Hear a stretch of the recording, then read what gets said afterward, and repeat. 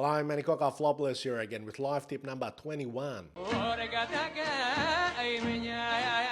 in a bit of a fucking good mood today. It was my fucking birthday yesterday. I'm rocking that old but young look. Or is it young but old? In any case, I'm fucking rocking it halfway through that 10-day period for my hair to grow into its proper shape. So management at Rabatsis was none too pleased by the revelation of his high school nickname Cracker Fatsis, and he wanted me to publicly shame the person who gave him that nickname. So Mr. Taz Papadopoulos, you got your wish there. This cat's fucked now. He won't leave the house. Nice job, bro. Τον γάμισες. Relax, boss. What are you gonna do there? End the transmission. Τι είμαστε εδώ, SBS 1983. This is the age of the internet, ρε. This is fucking YouTube. I make my videos wherever and whenever. Calm down.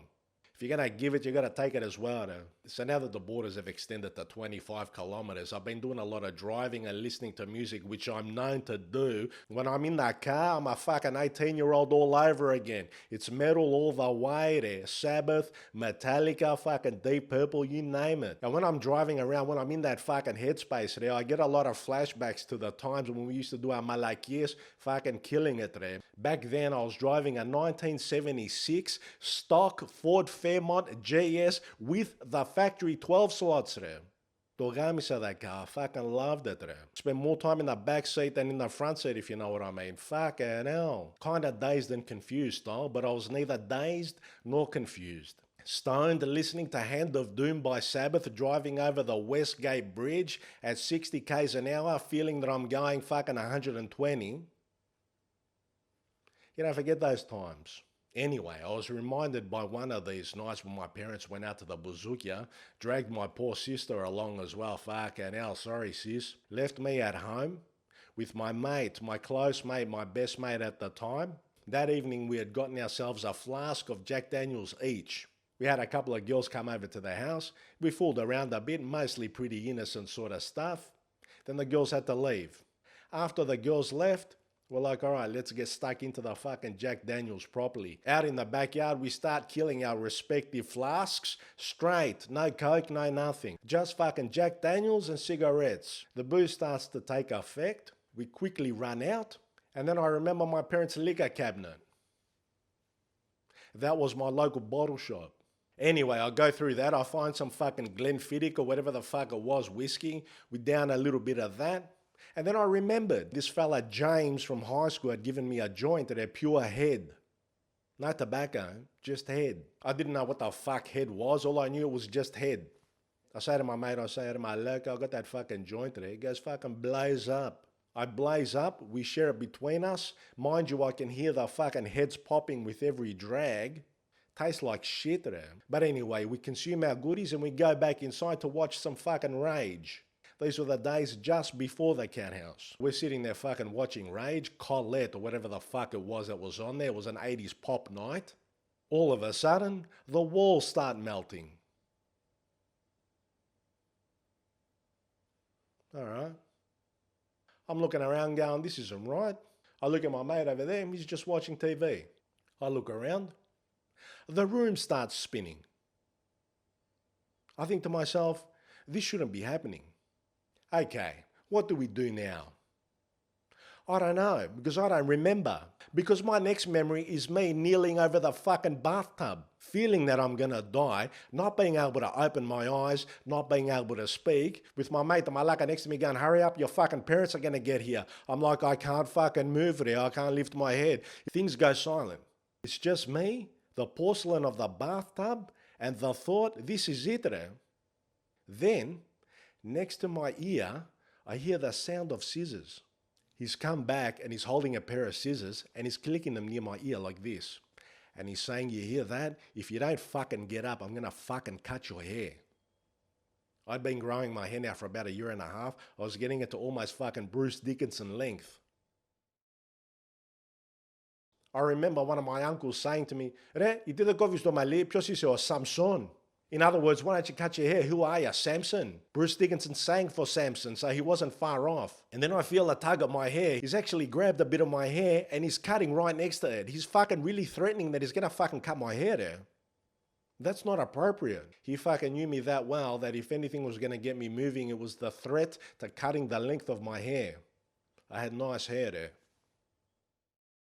So I managed to crawl along the bathroom tiles. And as I'm crawling, I don't know to this day why the fuck he said it. He thought it was funny. He's going, Nere malaka crawl, crawl like a fucking dog. Anyway, I managed to get to my bed. We both fucking pass out. I wake up the next morning. There's vomit on my shoulder. There's vomit on the pillow. There's vomit on the bed. I look at him. He's already awake and getting fucking dressed today. During this time, we were both 15 and 16. We were still playing for Brunswick City. I was still the fucking centre back there. We had an away game that day on the Sunday at Bell Park. We had to be at the club at 8 a.m. I look at him and go, where you going there? He goes, we got fucking soccer. This soccer there, my leg, I can't even fucking move. But him, nah, he made it. He got to the club, he got to the game, he played a fucking full game and got man of the match. He did that week after week. I tried that a few times, dicks. Get home at 6 a.m, then I'm at the club by 8:30, then I'm in the dressing rooms by 10 o'clock, and I still smell of Bundy and Coke and Peter Stuyvesant's and fucking girls' perfume and Brute 33. But aside from my mate getting up at fucking 8 o'clock to go play a fucking full game of soccer as a midfielder and getting man of the match, the other thing that I remember about that morning was after he had left, my dad comes and opens the door. I roll over, barely. He goes, "Die kan het echt tussen.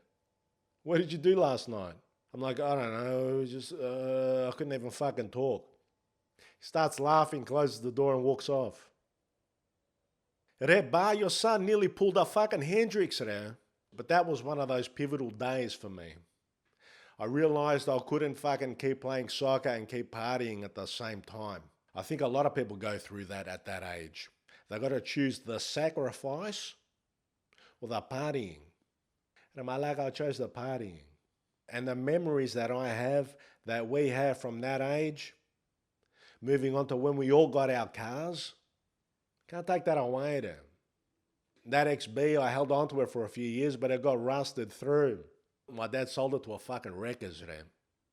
I remember the day when they came to pick it up. I was in my bedroom at the back of the house. I could hear the tow truck arrive. I couldn't go out to look at it. By that time, I was driving the VL. I had a job. I was being a responsible adult. I heard the car get loaded up, and then I heard the tow truck drive away with the XB behind them. It drove around the corner, the sound of the tow truck dimmed, and then silence. Bye to XB. It hurts when I think about that car there, but it's not about that fucking car. It's just a fucking car. Even though it was a nice car, it was just a fucking car. But it was the memories in the car, around the car, because of the car. So I don't miss the car. I miss the memories, but above all else, I'm fucking grateful there. I'm fucking grateful to have all of these memories and many, many, many more, as I'm sure you do as well. And if you're wondering, what's your fucking life tip today? Get to the point. Relax it, I'll tell you. My tip for you today, keep making good memories. Take care, they're all the best. I'll be back soon with some more Greekisms.